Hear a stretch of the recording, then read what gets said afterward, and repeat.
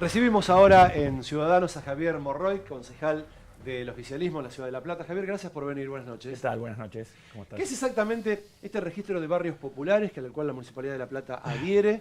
Y en todo caso, ¿para qué sirve como herramienta? En realidad se trata de un decreto presidencial del año pasado, de mayo del año pasado, que firmó el presidente Macri, en el cual se crea este registro nacional de barrios populares, en el cual de alguna manera es, en primera instancia, es saber dónde está parado con una realidad crítica que tiene el país desde hace muchos años, y tiene que ver con elaborar un trabajo para modificar esta realidad, ¿no?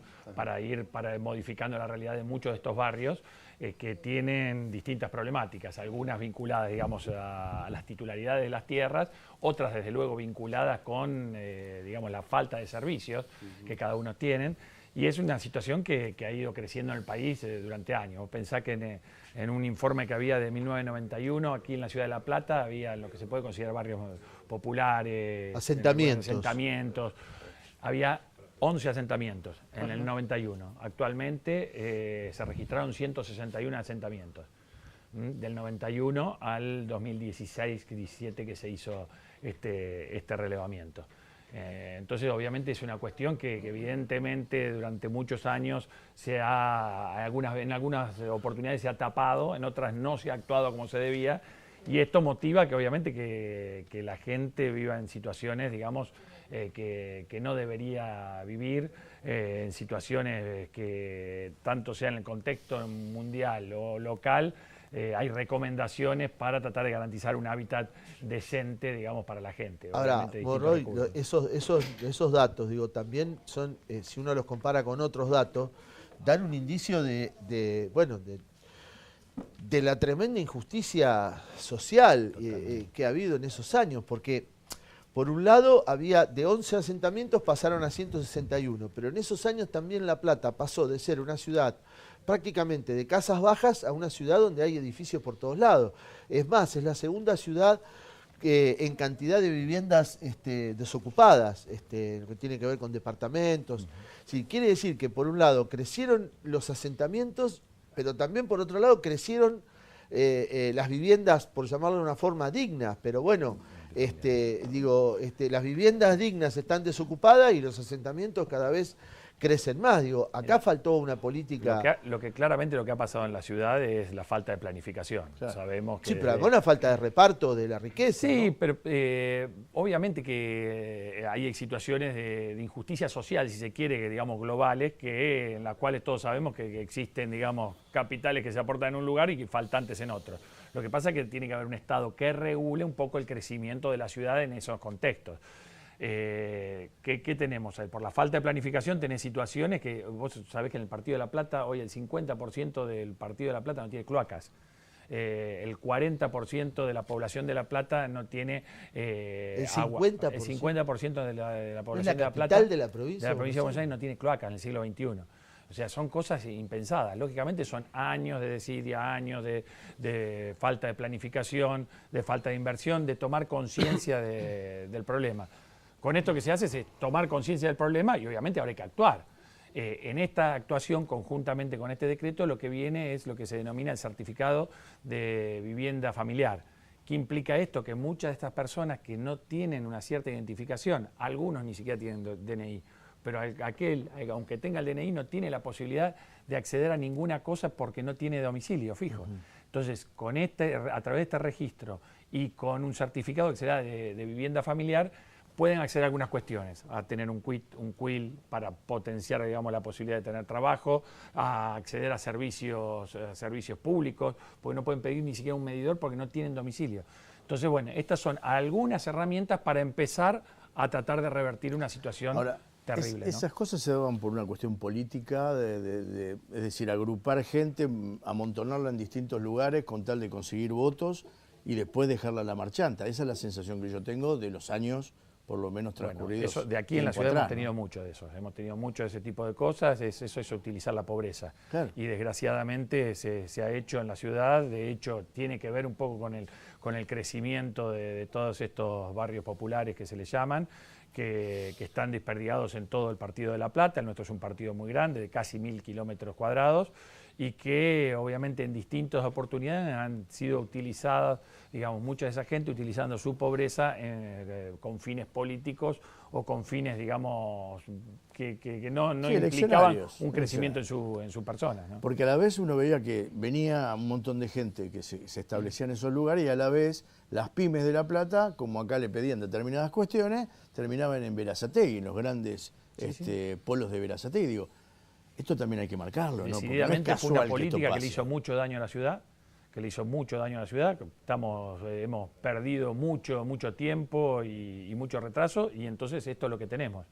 Lo que no podemos hacer es cruzarnos de brazos, lo que no podemos hacer es decir, bueno, esto pasó y dejarlo pasar, sino que empezar a trabajar. Esto comienza registrando, viendo, llevando urbanidad, empezando a ordenar las cuestiones, modificando las conductas, esas conductas que vos decías, que por qué se iban a Berazategui, a Quilmes, a otros lugares los empresarios, que implicaba que se les pedían unas dádivas que obviamente no corresponden, digamos, al hacer público. El nuevo Código de Ordenamiento Urbano que se va a discutir, ¿va a contemplar esta situación, esta realidad? Sí, desde luego. El Código de Ordenamiento Urbano... O sea, ¿se van a crear nuevos barrios formalmente? El Código de Ordenamiento Urbano es una pieza, digamos, jurídica local muy amplia, que tiene de todo, que te dice desde dónde podés construir, de qué manera, hasta dónde podés localizar un barrio, una calle o cómo se instrumentan estas cuestiones.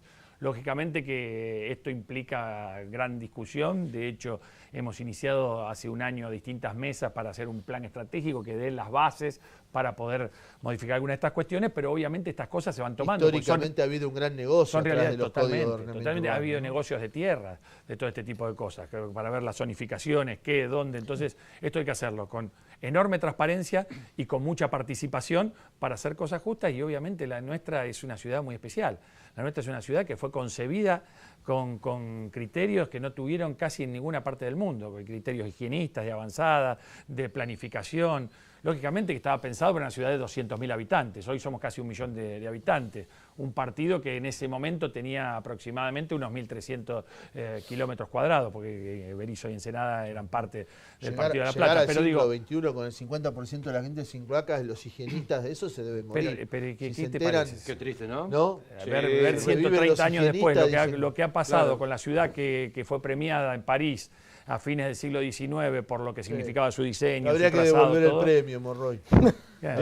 O tratar de trabajar mucho para tratar de devolver algunos criterios fundacionales. Javier, gracias por haber venido. No, gracias a ustedes. La postal, Sí. ayer, A calle ver. 54 y 12, Sí. una nena con uniforme de colegio, por el teléfono, Sí. le dice a la madre, mamá, no me alcanza la sube, no me alcanza el resto que tengo. Era el día del aumento. Ahora el aumento en la Ciudad de La Plata vino desparejo, vino más alto que en otros lugares. Ajá. Yo cuando lo vi a Morroy Sí. me acordaba de cuando Carrió dijo en su momento en una campaña que Morroy era mejor candidato que otro porque tenía cara de platense. Sí. Y yo digo que hoy a los pasajeros, a los usuarios le ven cara de platense. Porque es más caro en La Plata el boleto que en ninguna otra parte Que del país. Exactamente, aparte con secciones muy desparejas y demás. ¿Qué va? Henry Stegmeyer, el presidente de la Asociación Civil de Consumidores Sí. Responsables. ¿Qué se puede hacer? A Buenas ver, noches. nos vieron cara de Nos vieron cara de- platenses. Yo lo que creo que por lo menos de nuestra parte hemos, junto con otras asociaciones de consumidores, hemos hecho una presentación, una nota clásica de preguntar por qué. Digo, el primer gran error del municipio es no informar.